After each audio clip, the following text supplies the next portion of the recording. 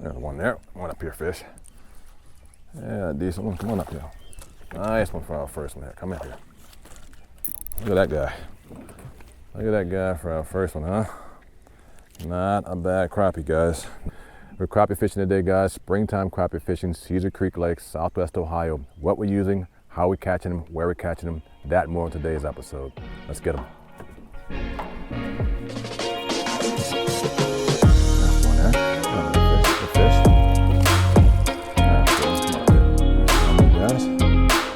Decent springtime crappie right there. Yeah. There's a good fish. Oh, there's a good one. There's a good one. Come on up here, fish. Oh, that's a good fish right there. There's a good fish. Folks, welcome back to the channel. It's a pleasure to have you out on the water with me today. It's a beautiful spring afternoon here, Southwest Ohio. We're fishing Cedar Creek Lake and we're targeting springtime crappie, guys. In today's episode, I'm going to share with you some tips and strategies for targeting crappies this time of year in the springtime during the spawn. Things like areas you should target, what to look for, and what tackle you should be using. So if you're ready, grab your pole, something cool to drink. Let's get after them.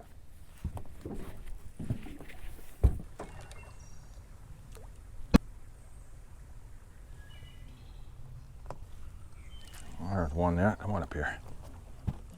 Decent fish. Decent. Come on up here. A little bit small. We'll go ahead and get him back. Right in the fork of those limbs down there. It's a good fish. A little bit small. Let's get him back.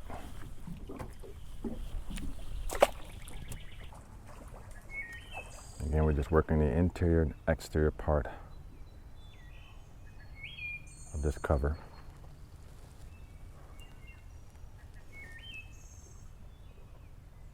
I'm using that top jig as a strike indicator. There's one. There's another one. Come on up here. Yeah. A little bit small. We'll go ahead and get him back in the water. Let's look at that guy.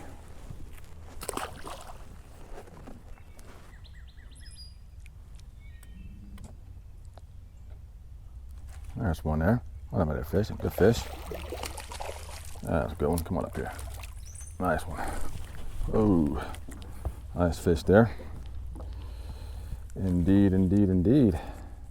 All right, let's get him in the box. I'll show them to you guys. A decent springtime crappie right there. All right, guys, so what am I doing today? We're just off of a creek channel. Into a shallow water cove, and these crappies have pushed back into some of this shallow water cover. And what I'm doing is I'm just isolating full-bodied pieces of cover that I think might hold some fish. Certain characteristics, right? Full-bodied, extended out into the water column. Again, we're in shallow water right now, and I'm just scanning those pieces of cover with side scan imaging to see if there are any fish available. If you take a look at this image, you'll see that this tree that we just caught this fish off of, not a lot of fish on it, but the areas that are circled in red are different areas of that cover that hold fish. And so if you can see out here to my left, here's the piece of the structure that we just caught that fish off of that I've lit up on side scan imaging, and we're just doing that for every piece of cover that we find, and then we rinse and repeat. And we're using a double jig rig right now to target the fish. And let's get a few more fish in the boat, and I'll show you exactly how I'm using this double rig to target the crappies. Let's get back at it.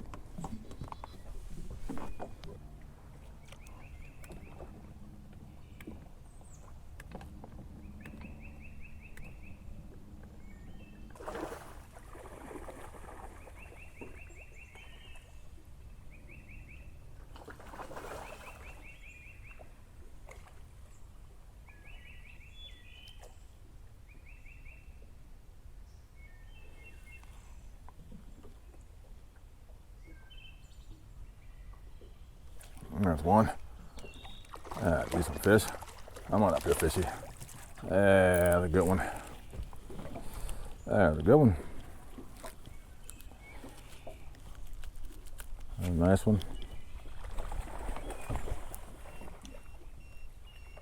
Guys, what I'm doing is I'm using the double jig rig high vis colors for two reasons. The water you can see here is very, very stained, and so it allows for good visibility of the plastic under the water. But I'm also using the top lure as a visibility indicator of how deep I'm fishing, so I can see this high vis dull plastic just under the surface of the water, and it keeps me right at about a foot where the fish are holding off the structure, off of the cover, and from the bottom of the lake. So that's how I'm fishing right now, and it's I mean, I could use a bobber in a scenario like this, but the difference between, or the trouble with using a bobber here is I don't have as much leverage. If I hook the fish over here, for instance, he has the opportunity to go under the log and get me hung up. Whereas if I'm using the 10-foot jig pole and I hook him here, I've got automatic hook set and leverage on that fish to get him out of the water. The bobber has its applications. For instance, just in front of me here in an area that's wide open, like here in front of me, a bobber with a jig application would be, could work out very, very well there, because I know that the water is about a foot, 2 feet deep in there, and there's not much obstruction in the water column that would prevent me from getting the fish to the boat if I were to fish a bobber and a jig in that area right there. Let's pitch that down there and ride the contour of that limb very easily, very gently. And we're just floating it on by.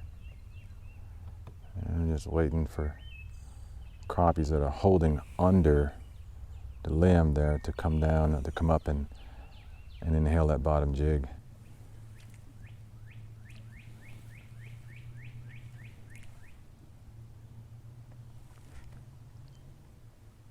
I got one there. Decent fish there. Not bad. One up here. Decent fish.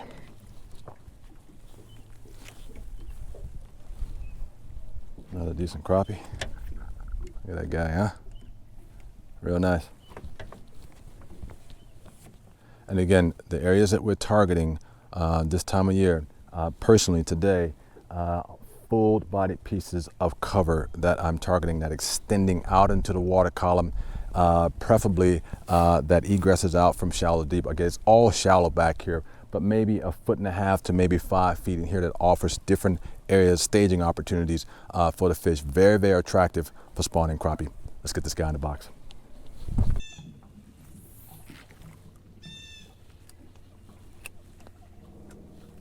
There's one there.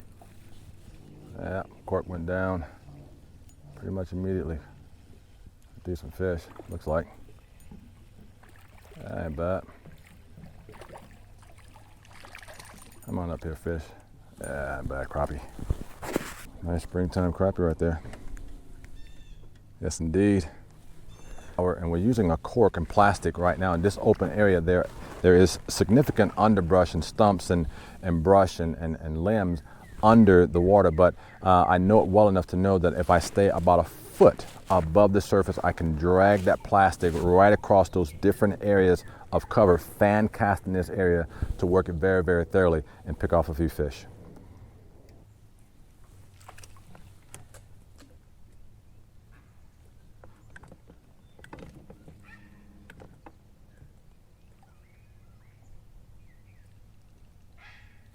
Good one. Yeah. He is upset. He is upset. Oh, come here. Pretty fish though, my gosh. A little small for what we want, but what a pretty fish. What a pretty fish. Let's get to a look at this guy. Pretty black spawning crappie right there. And again, what we're doing is we're targeting areas of cover off of a creek channel, shallow water, that protrudes out into the water column, that offers some protection for the fish during the spawn.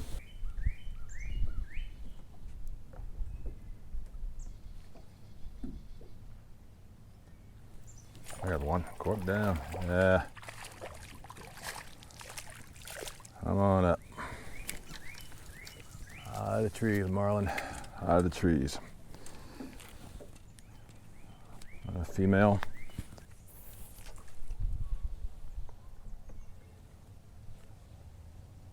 Love it when the cork goes down.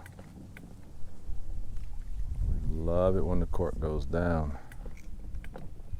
Like that one. Oh, came and got it. Love it when the cork goes down. I'm here, fish. Really nice. I might make the cut, actually. I think that was big enough to make the cut. Good fish, huh?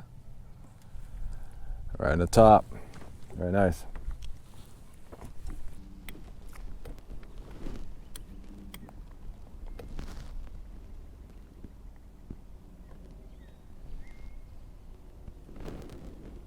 There's one there. A decent fish. And a bad crappie.